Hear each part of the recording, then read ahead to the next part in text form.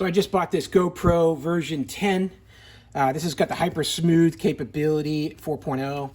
There's one reason why I bought this version camera is because at this price point, this is the best GoPro they make that has a front facing video screen right on the front of it. So when you're doing any kind of video and you need to know, am I aiming at the right place?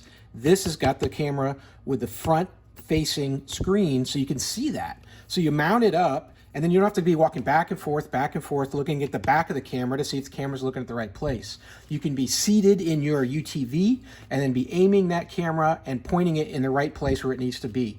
With these super wide lenses that the GoPro offers, it's real easy to get your shot, but to get it just right, you need to be able to see what it's looking at, and that's the one reason why you want this GoPro 10. Hey, I hope this video was helpful. Hope this was information that was useful to you, and as always, I hope you have a great day.